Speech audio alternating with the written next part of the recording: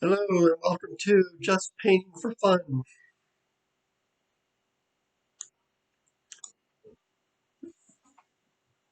These are the materials you'll need for this week's painting. It's done on a 9 by 12 stretch canvas, pre-coated with yellow oxide and gesso. And then I put a burnt sienna glaze over that. Starting off with Alizarin Crimson and the 3/4 inch angle brush to quickly establish the drawing, the composition. Put some dark values in here and there. Now here's why we start off with a basic drawing. I noticed that the fence was too short and one of the trees in the back was coming down too far in the composition. So it's easily corrected at this stage just by changing the drawing. I just leave what else, the old drawing there and extend it to the new locations. Switch to Phthalo Blue. After the Alizarin Crimson, the Phthalo Blue gives a nice cool. It's a nice balance between the warm and the cool that will show up later in the painting. Little hints in the underpainting. It also makes a nice bold or dark, so that it helps to establish the values. Switch to cadmium yellow here. Again, this is to help establish the lighter values and to get a little color that I normally wouldn't use in a painting that much. Yellow is pretty powerful color and needs to be used sparingly in my opinion, but I can sneak it in at this stage very easily. Switch to some cadmium red. I mixed a little bit with some of the yellow to get a little bit of orange and use that. This is a mixture of Ultramarine Blue, Alizarin Crimson, and Zinc White.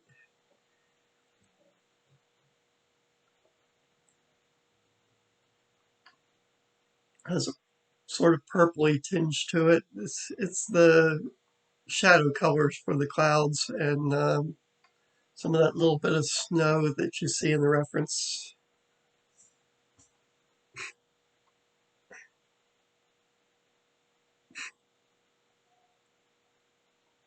A little bit of the shadow color here and there throughout the painting. That's the way light works. It puts the effect of the sky colors all over the place.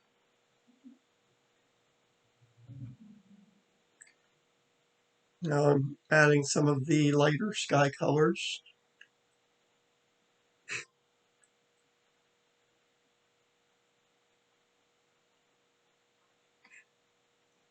Heading more towards the phthalo blue side and the zinc white. Little touch of yellow oxide in there. Here I've added more of the zinc, or more, I've started with the titanium white.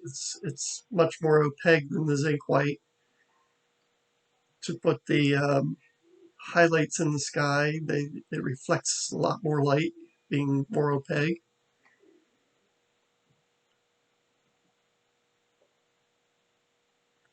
Work it in to the tree, around the tree.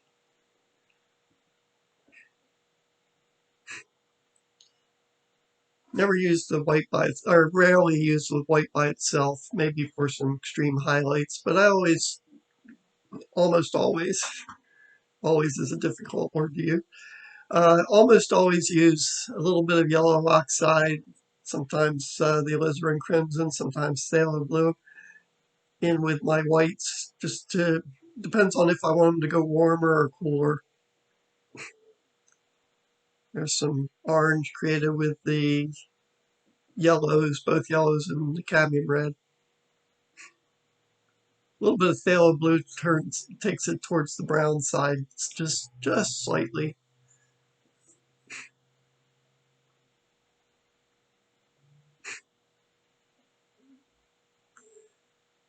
Adding a little bit of that pinky color that's created by the zinc white, yellow oxide, and the cadmium red through the clouds. I'm spreading that through the entire painting, even down the grass areas.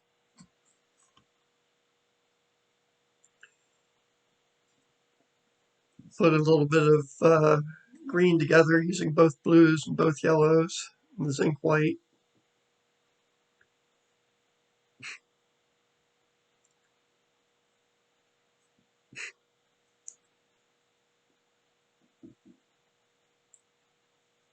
In the earlier stages of a painting, I will use a lot of the zinc white because it's not as opaque as the titanium white, so it holds back a little bit, lets some of the background show through. Doesn't reflect as much light as the titanium white, which pushes it forward.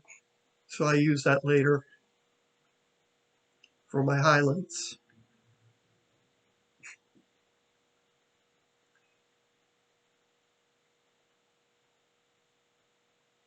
And occasionally I'll go back to the zinc white and go over some of the highlights just to push them back a little bit and still show through.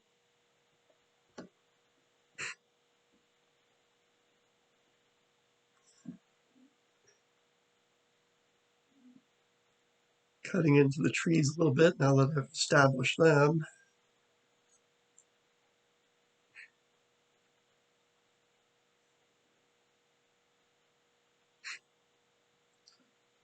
Getting some of the highlights on some of the trees with that same color.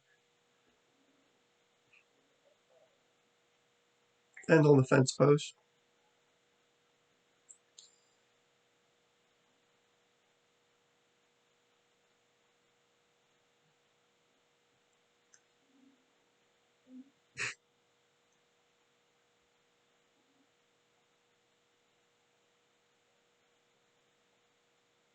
All right, I'm working with the Alizarin Crimson now just to go back in and add some shadow glazing. That has ultramarine mixed in with it. That's why it's a darker tone, trying to establish some of those values to move the eye around the painting, some of the darks needed in the shadow areas.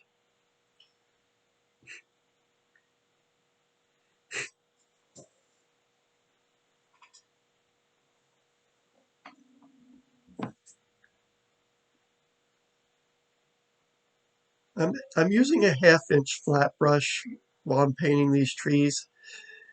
This is an impressionistic style painting, so I'm not using a lot of lines up there. If you'll notice, my hand is rising and falling, rising and falling. The Impressionists did what's called broken color, which basically means they would do a little brush stroke, break it, do another brush stroke, break it. So even in doing lines, it's planes of color that they use. See how my hand is rising and dropping, even though I'm doing what essentially comes out as a line. It's done in a broken fashion with that 1/2 inch brush. I'm not using a liner brush or anything like that to do those trees.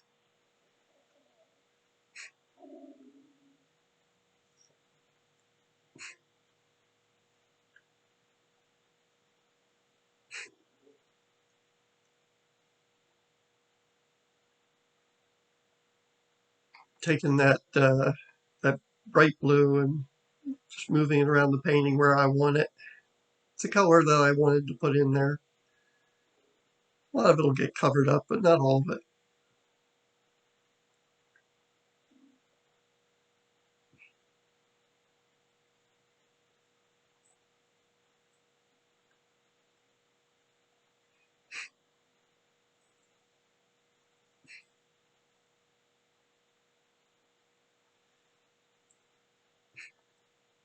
Back into the orange and tans, maybe a little bit of titanium white in that, I think, to push it forward.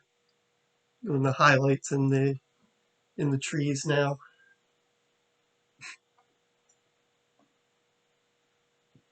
And on that fence post. Yeah, I'm pretty sure there was titanium white in that mix too.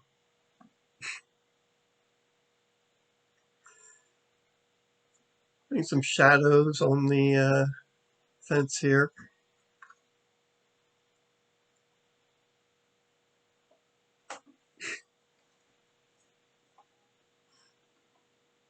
Part of the reason for that is the fence was drawing a lot of attention, too much. So I wanted to make it more interesting. If it's going to draw attention, it might as well be interesting. So I created shadow across the bottom of it and let the top part be in highlight.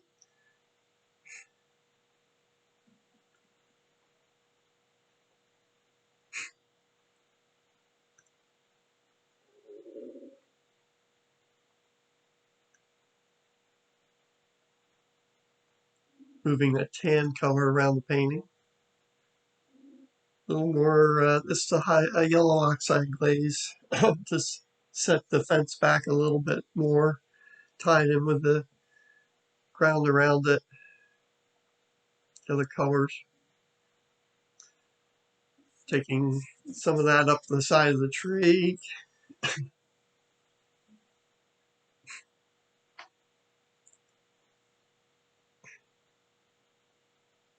Going back to the Alizarin Crimson, smaller brush now, 1/8 inch round, but still breaking the line. You don't see me go from one end to the other on these lines. You see me lift and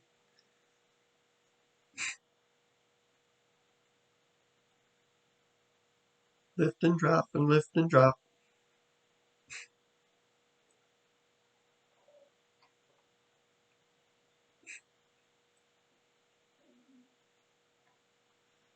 Okay, now since I established that shadow area on the fence, I can't have a bunch of highlighted grass in front of it. So I had to go back in and darken the foreground a little bit so that the shadows on the fence make sense.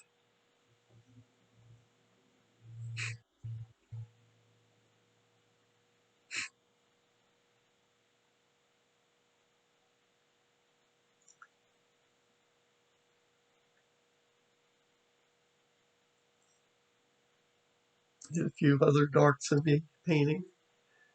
I'm going in with some of the highlight green just to punch it up a little bit here and there.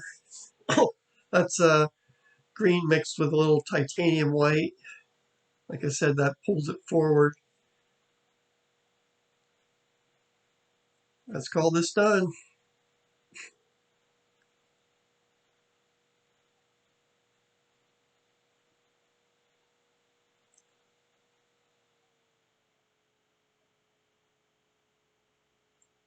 Thank you all for watching.